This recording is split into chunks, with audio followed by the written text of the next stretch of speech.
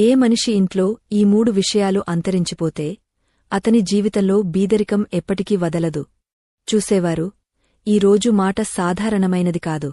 ఇది ఏ పుస్తకంలోనో రాసిన ఒక్క వాక్యం మాత్రమే కాదు, తరతరాల అనుభవాలు, జ్ఞానం అన్నీ కలిసి వచ్చిన సారాంశం. ఎంతోమంది మనుషులు ఉదయం నుంచి సాయంత్రం వరకు కష్టపడతారు. పొలాల్లో చెమటలు చిందిస్తారు. వ్యాపారంలో రాత్రింబవళ్లు శ్రమిస్తారు. కాని డబ్బు వాళ్ల దగ్గరికి రాదు లేదా వచ్చినా నిలబడదు. ఒక్కసారి ఖర్చులు పెరిగిపోతాయి, మరోసారి జబ్బులో డబ్బు ఖర్చవుతుంది, ఇంకోసారి వ్యాపారం ఆగపోతుంది.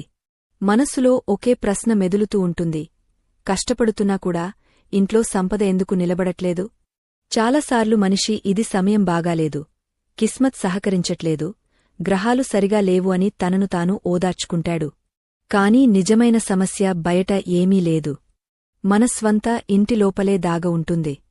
ఇల్లు ఏ 3 మూల స్తంభాలపై నిలబడి ఉంటుందో, అవి ధీమాగా బలహీనమవుతున్నప్పుడు ఎంత డబ్బు సంపాదించినా అది నిలబడదు. పిడికిట్లో ఇసుక నింపినట్టు ఎంత గట్టిగా పట్టుకున్నా అంత వేగంగా జారిపోతుంది. కాలం మరియు శాస్త్రాలు చెబుతున్నాయి, గౌరవముండే చోట దేవతలు నివసిస్తారు.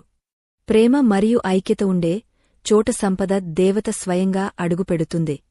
కాని ఈ గుణాల మెరుపు మందగించడం మొదలవగానే, మధురమైన మాటలు చేదు మాటలుగా మారడం మొదలవగానే, ఇంటి పవిత్రత మరియు సద్భావన అంతరించడం మొదలవగానే అక్కడినుంచే సంపద నష్టం మొదలవుతుంది. దురదృష్టవశాత్తు చాలామంది ఈ సంకేతాలను గుర్తించలేరు. వాళ్లకు జీవితం కఠినంగా ఉందని అనిపిస్తుంది.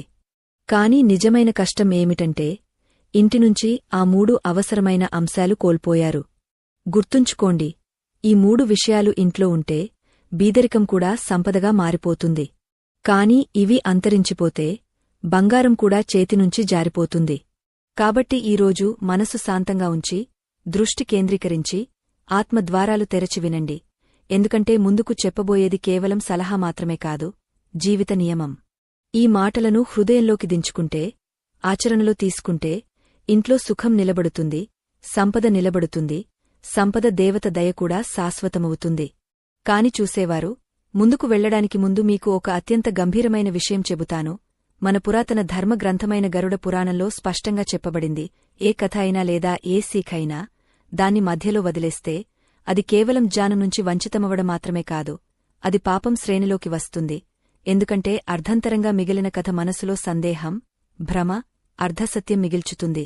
మరియు ఈ అర్ధసత్యం చాలాసార్లు మనిషిని తప్పు దారిలోకి తీసుకువెళ్తుంది. కాబట్టి మీకు వినయంగా విన్నపం, ఈ రోజు కథను చివరి వరకు తప్పకుండా వినండి. ఎందుకంటే ఇది కేవలం ఒక కథ మాత్రమే కాదు, జీవితమద్దం. దీనిలో మీరు మీ కర్మల ప్రతిబింబాన్ని చూడగలరు. ఈ కథలోని ఒక్క మాట, ఒక్క సంఘటన మీ జీవిత దిశను మార్చేయవచ్చు. మిమ్మల్ని పాపం నుంచి రక్షించవచ్చు, మరియు మీరు అనుకోకుండా పడిపోతున్న చీకటి నుంచి బయటకు తీసుకురావచ్చు. మరియు మీరు నిజమైన సనాతని అయితే, ఇటువంటి సందేశాలను మీకు మాత్రమే పరిమితం చేయకుండా వీలైనంత మందికి చేరవేయడం మీ ధర్మం. కాబట్టి ఈ విషయాన్ని ఇష్టపడండి. మీ స్నేహితులు, కుటుంబ సభ్యులతో పంచుకోండి, మరియు మా కార్యక్రమాన్ని సభ్యత్వం తీసుకోవడం మర్చిపోకండి. తద్వారా ధర్మం, సత్యం, జీవితం గాజమైన బోధలు మీకు నిరంతరం అందుతూ ఉంటాయి. మరి భక్తితో, విశ్వాసంతో ఈ కథ మొదలుపెడదాం. చాలా కాలం ముందు మాట. భారతదేశంలో ఒక చిన్న, శాంతమైన, భగవంతుని పేరుమీదున్న గ్రామం చందనపురంలో ఒక చాలా పాత మట్టి ఇల్లు ఉండేది. ఆ ఇంటి గోడలు బద్దలైపోయి ఉండేవి. చోటుచోటున్న బీటలు పడి ఉండేవి. పైకప్పు పలకలు కూడా చాలా చోట్ల బద్దలైపోయి ఉండేవి. వాన వచ్చినప్పుడు నీరు నేరుగా లోపలికి కారేది. ఆకాశం కూడా ఆ ఇంటి దుంహకాన్ని పంచుకుంటున్నట్టు. అదే బద్దలైన ఇంటి ముందరి భాగంలో ఒక పాత మంచమీద కూర్చుని బూడిద సావిత్రి భగవంతుని ధ్యానం చేస్తూ ఎప్పుడైనా శూన్యంలోకి చూస్తూ ఉండేది. ఆమె వయస్సు 80 సంవత్సరాలకు మించిపోయింది. ముఖంపై సుడుల సముదాయముండేది. భగవంతుడు జీవితంలోని ప్రతి సంఘర్షణను, ప్రతి కన్నీటి గీతను ఆమెలో రాసేశాడన్నట్టు. ఆమె కళ్ళు ఒకప్పుడు మెరిసేవి, ఇప్పుడు మందగించిపోయాయి. బహుశా పెరిగిన వయస్సు వల్ల లేదా జీవితాంతం చాలా కన్నీళ్లు కార్చినందువల్ల. ఆమె చేతులు ఇప్పుడు వణుకుతున్నాయి. నడుము కూడా వంగపోయింది.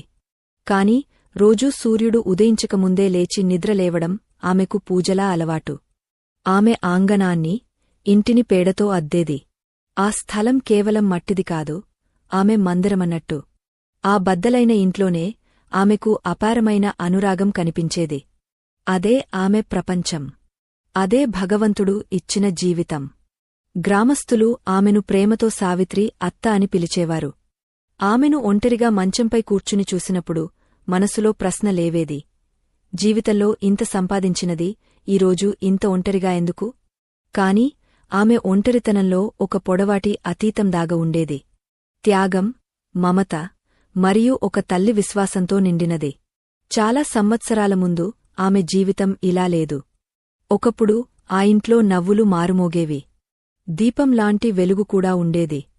ఆమె భర్త రామదీన్ ఒక సాధారణమైన కాని చాలా కష్టపడే రైతు. కొంచెం పొలముండేది, దాన్ని సాగుచేసి ఇల్లు నడిపేవాడు. సావిత్రి మరియు రామదీన్ జీవితం చిన్నది, సాదాగా ఉండేది కాని భగవంతుని దయతో ప్రేమకు లోటులేదు. పెళ్లైన సంవత్సరాల వరకు సంతానం కలగలేదు. ఇద్దరూ ఉపవాసాలు చేశారు. దేవాలయాల్లో తలలు బాదుకున్నారు. సాధువులు, సంతుల సేవ చేశారు. చివరికి ప్రభువు దయ కలిగింది, ఒక కుమారుడు పుట్టాడు. ఆ రోజు సావిత్రి మరియు రామదీన్ ఇల్లు దీపాల్లా మెరిసిపోయింది. భగవంతుడు వాళ్ల దుంహకాలపై సంతోషించి బంగారు లాంటి వరం ఇచ్చాడన్నట్టు. వాళ్లు కుమారునికి సూరజ్ అని పేరు పెట్టారు. ఎందుకంటే సావిత్రికి నిజంగా అనిపించింది, సూర్యుని మొదటి కిరణం చీకటిని తరిమేస్తుంది, అలాగే ఈ బిడ్డ వాళ్ల జీవితంలో వెలుగుగా వచ్చాడని. సూరజ్ చిన్నప్పుడు సావిత్రి అతన్ని కళ్లనుంచి ఎప్పుడూ దూరం చేయకుండా ఉంచేది. తన ఆంచల్లో అలా దాచేది. ఏ బీదవాడు తన మొత్తం సంపదను భగవంతుని మూర్తిగా భావించి గుండెకు హత్తుకుంటాడో అలా. రామదీన్ పొలం సాగు చేసేవాడు, సావిత్రి సూరజ్ను చూసుకునేది. ఇంట్లో డబ్బు తక్కువ ఉండేది కాని ప్రేమ రోజూ బాగా వండేది. రాత్రి సూరజ్కు జోలపాట పాడుతూ నిద్రపుచ్చుతుంటే ఆమె కూడా నిద్రపోయేది. మనసులో ఒకే కలతో, కుమారుడు పెద్దవాడై పేరు తెచ్చుకుంటాడు, కుటుంబానికి గర్వం తెస్తాడు. జీవితం మధురంగా ఉండేది కాని భగవంతుని పరీక్ష ప్రతి ఒక్కరి వాటాలో రాసి ఉంటుంది కదా. కొన్నిసార్లు సంతోషాన్ని భగవంతుడు త్వరగా పరీక్షించేస్తాడు. సూరజ్ కేవలం 5 సంవత్సరాలు ఉన్నప్పుడు సావిత్రి ప్రపంచంలో అర్ధభాగం ఆకాశం కూలిపోయింది. ఒకరోజు రామదీన్ పొలంలో పనిచేస్తుండగా అకస్మాత్తుగా ఒక విషపూరిత సర్పం అతన్ని కాటేసింది. గ్రామం చిన్నది, ఏ వైద్యుడు లేడు, ఏ డాక్టర్ లేడు. నగరం చాలా దూరం. రామదీన్ను ఎడ్లబండిలో ఎక్కించి నగరానికి తీసుకువెళ్లేసరికి విషం అతని శరీరంలో వ్యాపించిపోయింది. దారిలోనే అతడు సావిత్రి ఒడిలో చివరి ఊపిరి వదిలేశాడు. ఆ నల్లని రోజు బాధ సావిత్రి మనసుపై ఇప్పటికీ అలాగే తాజాగా ఉంది. ఆ క్షణంలోనే ఆమె సౌభాగ్యం అంతరించిపోయింది. మంగళసూత్రం తెగిపోయింది. గాజు చేతి సంకెళ్ళు పగిలిపోయాయి, మరియు భర్త రూపంలో భగవంతుని నీడకూడా తొలగిపోయింది. గ్రామస్థులు ఇప్పుడు సావిత్రి సహాయం లేకుండా ఉంది అన్నారు. ఆమె జీవితం దుంహకాలతో నిండిపోతుంది అన్నారు. కొందరు మరి పెళ్లి చేసుకోమని లేదా మామవాళ్ల దగ్గరికి వెళ్ళిపోమని సలహా ఇచ్చారు.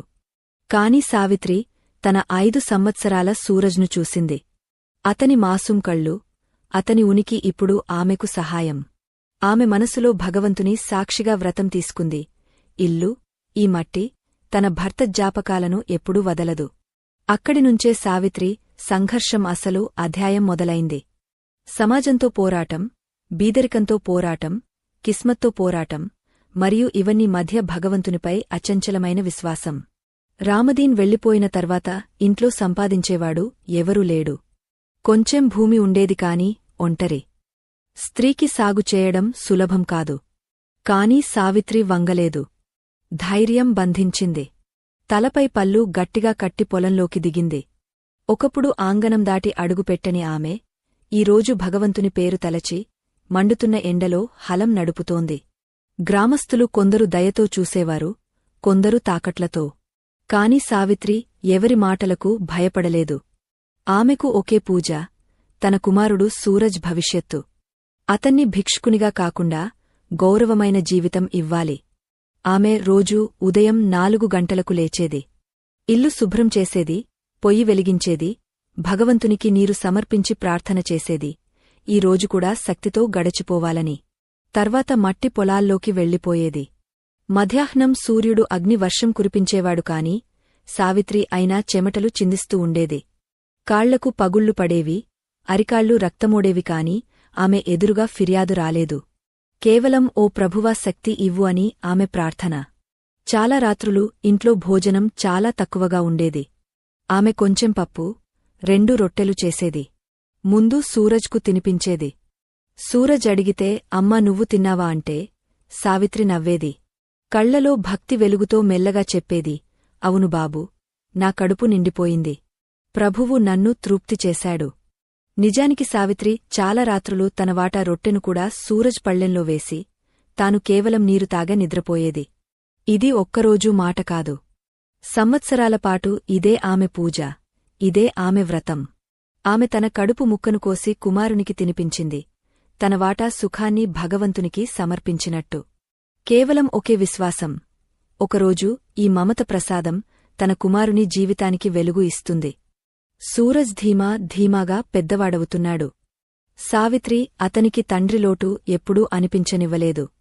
మేళాలో ఏ ఆటవస్తువు అతని కళ్లలో మెరిస్తే సావిత్రి తన అవసరాలను మర్చిపోయేది. మందు తీసుకోకుండా, తనకు చీర కొనకుండా, కాని సూరజ్కు ఆటవస్తువు తెచ్చి ఇచ్చేది. ఆమె చిరిగిన పాత చీరపై ముక్కలు అతికి ఉండేది. కాని సూరజ్ బట్టల్లో ఎప్పుడూ లోటు రానివ్వలేదు. ఆమెకు అతన్ని చూడటంలోనే భగవంతుని రూపం కనిపించేది. సావిత్రి కోరుకునేది సూరజ్ చదువుకోవాలి, నేర్చుకోవాలి, ముందుకు సాగాలి. కాబట్టి ఆమె అతన్ని గ్రామంలోని ప్రభుత్వ పాఠశాలలో చేర్పించింది. తాను చదువురానిదైనా చదువు విలువ తెలుసు. రాత్రి సూరజ్ చిన్న దీపం మందమైన వెలుగులో చదువుకుంటుంటే సావిత్రి అతని దగ్గర కూర్చుని విసనకర్రతో విసిరేది. కేవలం దోమలు అతని మనసు వెలుగును తాకకుండా ఉండాలని. ఆమె అతన్ని చూస్తూ, నవ్వుతూ, మనసులో భగవంతునికి ధన్యవాదాలు చెప్పేది. ఓ ప్రభువా, నా కుమారునికి మంచి బుద్ధి ఇవ్వు. సూరజ్ కూడా తల్లి సంఘర్షాన్ని అర్థం చేసుకునేవాడు. అతడు చూసేవాడు, తన తల్లి పొలాల్లో కూలిచేస్తోంది, మట్టిలో చెమటలు గాలిస్తోంది, కేవలం అతని ఫీజు చెల్లించడానికి, పుస్తకాలు కొనడానికి. చిన్నతనంలో అతడు సావిత్రి ఒడిలో తలదాచుకుని చెప్పేవాడు, అమ్మా, నేను పెద్దవాడైతే నీకు బంగారు నగలు తెస్తాను. నిన్ను ఎప్పుడూ పని చేయనివ్వను. నువ్వు రాణిలా ఉండు. ఈ మాసూం మాటలతో సావిత్రి మనసు భగవంతుని భక్తిలాగా వికసిస్తుంది. మొత్తం అలసట, మొత్తం దున్హకం క్షణంలో తేలికవుతుంది. ఆమెకు అనిపించేది జీవితం సఫలమైపోయిందని. కాలం ముందుకు సాగింది. సూరజ్ గ్రామ చదువు పూర్తి చేశాడు. చాలా తెలివిగా ఉన్నాడు. అతని గురువులు చెప్పారు, ఈ బాలుడు తీక్షణమైనవాడు. దీన్ని ముందుకు నగరంలో చదువుకు పంపు. సావిత్రి హృదయం గర్వంతో నిండిపోయింది. కాని అదే సమయంలో మనసులో ఆందోళన కూడా మొదలైంది. నగర చదువులో ఖర్చు చాలా ఉండేది. సావిత్రి కొంచెం మిగిలిన సంపాదన కూడా ఇప్పుడు అంతరించిపోయింది. కాని ఒక తల్లి తన బిడ్డ కలల ముందు ఆగపోతుందా? ఆమె దగ్గర చివరి వస్తువు మిగిలి ఉంది, ఆమె పెళ్లి బంగారు కంకణం. ఆ కంకణం ఆమె తల్లి జ్ఞాపకం. చాలా విలువైనది, చాలా ప్రియమైనది. కాని కుమారుని భవిష్యత్తు ముందు ఆ కంకణం మెరుపు మందమైంది. సావిత్రి మనసు ద్రూజ్యం చేసుకుంది. నగరం వెళ్లి నిశ్శబ్దంగా ఆ కంకణాన్ని బంగారు వ్యాపారికి అమ్మేసింది. వచ్చిన డబ్బును సావిత్రి సూరజ్ చేతిలో పెట్టి చాలా సాధారణమైన కాని దైవత్వం నిండిన స్వరంలో చెప్పింది, వెళ్ళు బాబూ, నగరం వెళ్లి మనసు పెట్టి చదువు. నా గురించి ఆందోళన పడకు. ప్రభువు దయ నాతో ఉంది. నేను అంతా సంభాళించుకుంటాను. సూరజ్ కళ్ళు కూడా తడిసిపోయాయి. అతడు తల్లి పాదాలు తాకి ప్రమాణం చేశాడు, అమ్మా, తిరిగివచ్చి పెద్ద అధికారి అవుతాను. నీ బాధలన్నీ, నీ కష్టాలన్నీ తీరుస్తాను. ఆ క్షణంలో సావిత్రి కళ్లలో కేవలం కన్నీళ్లు మాత్రమే కాదు, అది తల్లి ఆశీర్వాదం, భగవంతునిపై విశ్వాసం. సూరజ్ నగరం వెళ్లిపోయాడు. సావిత్రి మళ్లీ అదే పాత ఇంట్లో ఒంటరిగా మిగిలిపోయింది. కాని ఇప్పుడు ఆమె కళ్లలో చీకటి లేదు. ఒక కొత్త వెలుగు, కొత్త ఆశ మొదలైంది. కుమారుడు పెద్దవాడవుతున్నాడు. ఇదే ఆమె మనసు భజన. నగరం చేరిన తర్వాత సూరజ్ చదువులో మునిగిపోయాడు. మొదట్లో అతడు ప్రతివారం తల్లికి ఉత్తరం రాసేవాడు. ఉత్తరం వచ్చిన వెంటనే సావిత్రి పరుగున పోస్ట్ మాస్టర్ ఇంటికి వెళ్లేది. పోస్ట్ మాస్టర్ ఉత్తరం చదివి వినిపించినప్పుడు సావిత్రి ముఖం భక్తునిలా వికసిస్తుంది. ఆ ఉత్తరాన్ని గుండెకు హత్తుకుని వెళ్లేది, కుమారుడు స్వయంగా వచ్చి కౌగిలించుకున్నట్టు. తర్వాత మొత్తం గ్రామానికి గర్వంగా చెప్పేది, నా సూరజ్ ఉత్తరం వచ్చింది. కాని కాలం గడిచేసరికి ఉత్తరాలు ధీమాగా తగ్గిపోయాయి. మొదట నెలకు ఒకటి, తర్వాత 6 నెలలకు ఒకటి. సావిత్రి తనను తాను ఓదార్చుకునేది, కుమారుడు పెద్దవాడవుతున్నాడు, భగవంతుడు అతన్ని విజయవంతం చేయాలి. ఆమె ఉదాసతను దాచి మరిన్ని కష్టాలు చేయడం మొదలుపెట్టింది. వయస్సు పెరుగుతోంది, శరీరం బలహీనమవుతోంది. కాని డబ్బు పంపడం బాధ్యత ఇప్పటికీ ఆమె భుజాలపైనే ఉంది. ఆమె ఇతరుల ఇళ్లలో పాత్రలు తోమేది, పేడలు అమ్మేది, కూలిచేసేది, రుచిలేని ఆహారం తిని రోజులు గడిపేది. కాని సంపాదించినదంతా పెద్ద భాగం మనీ ఆర్డర్లో సూరజ్కు పంపేసేది.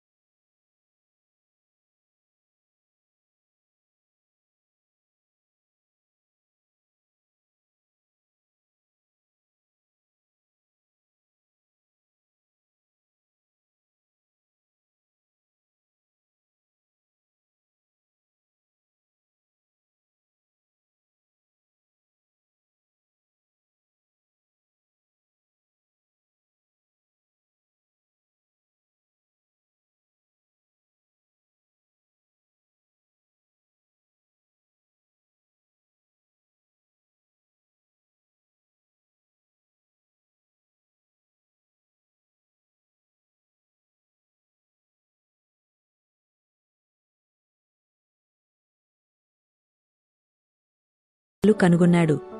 అమ్మా, ఇందులో నెయ్యి చాలా ఉంది, ఆరోగ్యానికి మంచిది కాదు. మరి చెప్పాడు, అమ్మా, ఈ ఇల్లు ఎంత మురికిగా ఉంది, నువ్వు ఇక్కడ ఎలా ఉంటావు? సావిత్రి హృదయం ఆ మాటలతో గాయపడింది. కాని మమత అంత గాయమైంది. ఆమె నవ్వుతూ అంతా సహించింది. ఆమె తనను తాను ఓదార్చుకుంది.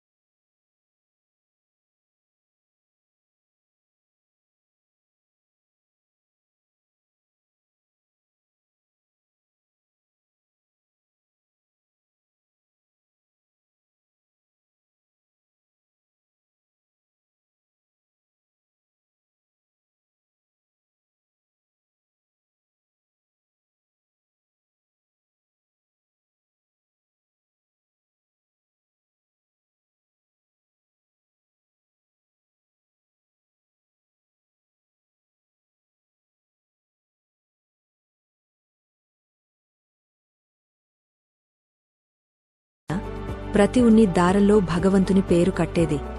గ్రామ మేళా నుంచి చెక్క ఆటవస్తువులు కొని ఉంచింది. బిడ్డలు వచ్చినప్పుడు ఇస్తానని ఆలోచించేది. ధీమాగా ఆమె ఇల్లు స్వెటర్లు, ఆటవస్తువులతో నిండిపోయింది. కాని ఆడుకునే చిన్న కాళ్ళు ఇంకా రాలేదు. వయసు భారం మరింత గాజమవుతోంది. మోకాళ్లలో నొప్పి, కళ్లలో మందం, చేతులలో వణుకు. ఇప్పుడు పనికూడా కష్టమవుతోంది. పొరుగు స్త్రీలు ఎప్పుడైనా భోజనం చేసి ఇస్తారు, ఎప్పుడైనా నీరు పోస్తారు, కాని తాకట్లు కూడా ఇస్తారు. అరే సావిత్రి, నీ కుమారుడు అధికారి కదా, మరి నువ్వు ఇలా ఎందుకు పడి ఉన్నావు? ఎందుకు నిన్ను తీసుకువెళ్లడు? ఈ మాటలు సావిత్రి హృదయంలో బాణాల్లా గుచ్చుకునేవి. కాని ఆమె నవ్వుతూ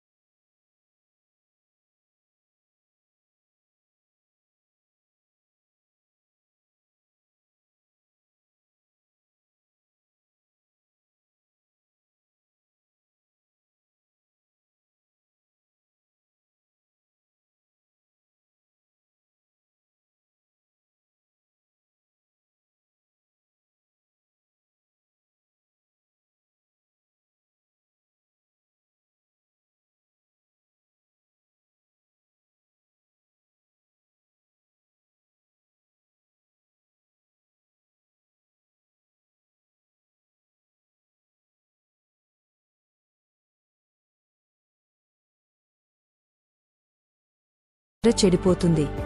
అగరుబత్తి పొగ కూడా వ్యాపిస్తుంది. నాకు అలర్జీ అవుతుంది. సావిత్రి మౌనంగా ఉండిపోయింది. గంట మోగించడం మానేసింది. అగరుబత్తి వెలిగించడం మానేసింది. ఇప్పుడు ఆమె కేవలం మనసులోనే భగవంతుని పేరు జపిస్తుంది. హృదయమే ఆమె మాల అన్నట్టు. భోజనం గురించి కూడా రోజూ వాదనలు జరిగేవి. సావిత్రి సాదా ఆహారం కోరుకునేది. కాని ఇంట్లో పిజ్జా, బర్గర్, మసాలా వంటకాలు చేసేవారు.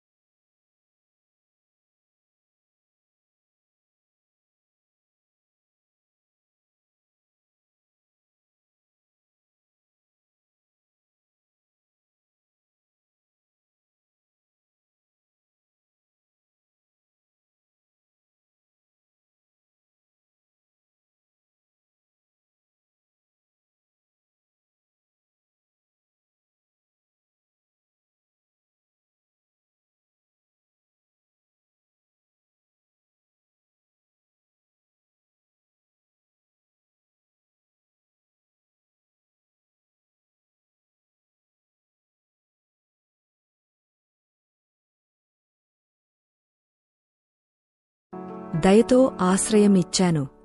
కొంచెం మనసు చెడిపోయింది. తలుపు దగ్గర నిలబడిన సావిత్రి ప్రతి మాటను స్పష్టంగా విన్నది. దూరపు బంధువు, ఆశ్రయం ఇచ్చాను. ఆమె కాళ్ల కింద భూమి జారిపోయినట్టు. ఏ తల్లి 9 నెలలు గర్భంలో మోసిందో, తన జీవితం సమర్పించిందో ఆ తల్లిని ఈరోజు భారమన్నారు. ఆమె కుమారుడు సూరజ్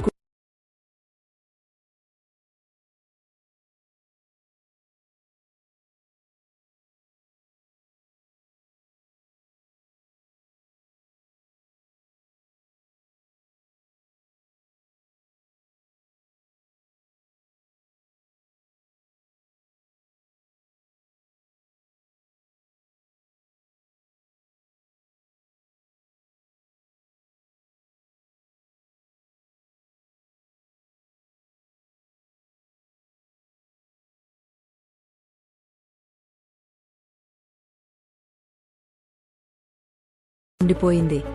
కన్నీళ్లు లోపలే ప్రవహిస్తున్నాయి. మరుసటి రోజునుంచి ఆమె పూర్తిగా మౌనమైపోయింది. మాట్లాడడం మానేసింది. ఆమె కేవలం శరీరంతో జీవించింది. ఆమె ఆత్మ ఇప్పటికే ఏడుస్తూ ఉంది. ఏమి ఇచ్చినా తినేసేది. రోజంతా కిటికీ నుంచి ఆకాశాన్ని చూస్తుంది, భగవంతునితోనే మాట్లాడుతున్నట్టు.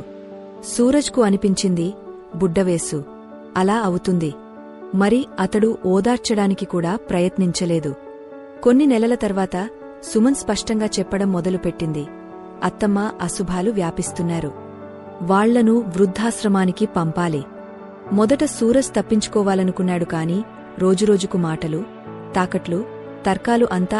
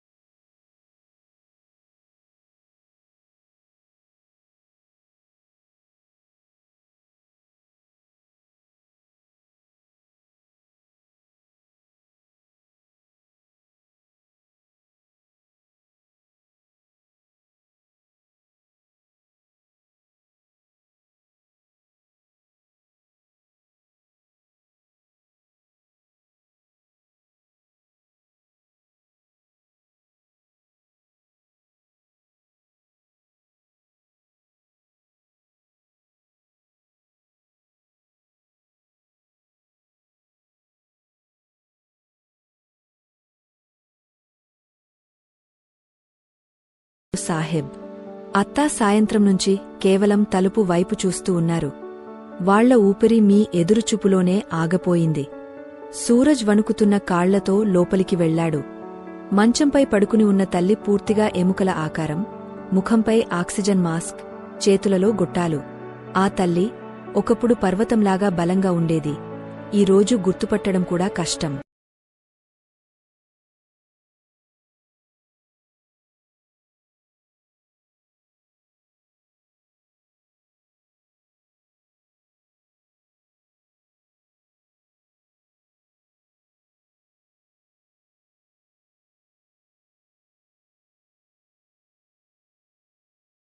నిండినది కాని ప్రేమతో నిండినది. ఆమె చేయి ఎత్తాలనుకుంది కాని ఎత్తలేకపోయింది. సూరజ్ బద్దలైపోయాడు. అమ్మా, నన్ను మన్నించు అమ్మా. నేను చెడ్డ కుమారుడిని. చూడు, నేను వచ్చాను. ఇప్పుడు నిన్ను ఎక్కడికి వెళ్ళనివ్వను. మనం ఇంటికి వెళదాం అమ్మా, మనం ఇంటికి వెళదాం. కాని జవాబు ఇచ్చే శక్తి ఇప్పుడు తల్లి దగ్గర లేదు. కేవలం కళ్లలో ఆశీర్వాదం. అది మాటలకు మించినదే. తల్లి వద్ద మిగిలిన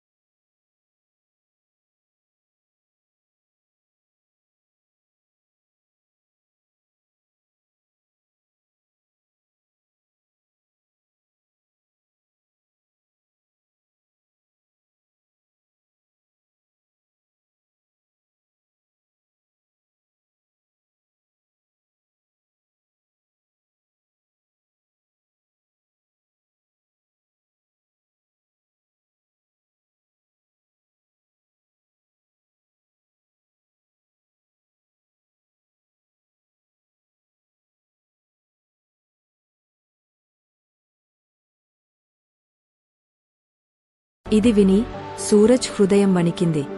అదే క్షణంలో అతనికి గుర్తువచ్చింది. అతడు కూడా ఒకప్పుడు తల్లి జబ్బును నాటకమనుకుని దూరం నుంచి డబ్బు పంపి తన బాధ్యత పూర్తి అనుకున్నాడు. అదే ఫలం ఈరోజు అతని కుమారుడు అతనికి తినిపిస్తున్నాడు. సుమన్ కూడా చెప్పింది, బిడ్డలు తప్పులు చేస్తారు, విడిపించు. కాని ఇంటి వాతావరణం ఇప్పుడు బద్దలవడం మొదలైంది. ఏ ఇల్లు నిర్మించడానికి అతడు తల్లిని ఒంటరిగా వదిలేశాడో అదే ఇల్లు ఇప్పుడు నరకంగా మారింది. సుమన్ మరియు సూరజ్ వాదనలు పెరిగాయి.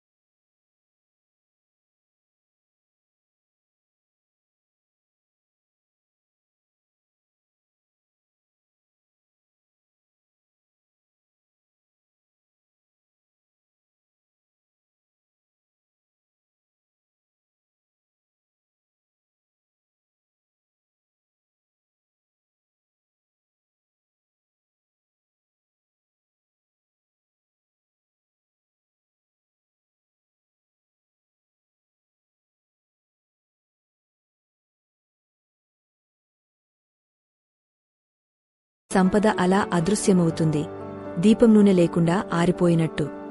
గౌరవం కేవలం మాటల వ్యవహారం మాత్రమే కాదు. ఇది ఇంటి పునాది, కుటుంబం ఊపిరి, మరియు రిష్తాలను జీవంతంగా ఉంచే శక్తి. ఇంట్లో తల్లిదండ్రుల విలువ లేకపోతే, భర్త భార్య మాటలు వినకపోతే, బిడ్డల మనసు అణిచివేస్తే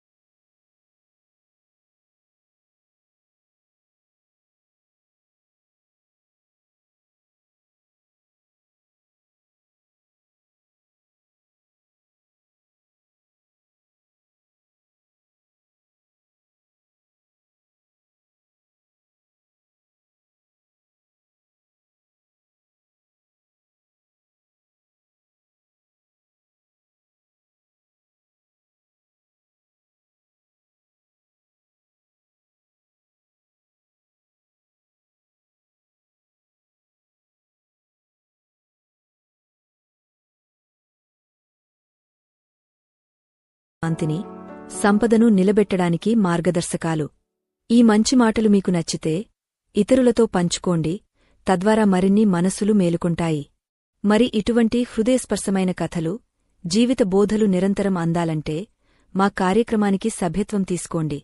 తద్వారా మనమంతా కలిసి మంచి మార్గంలో సాగుతాం.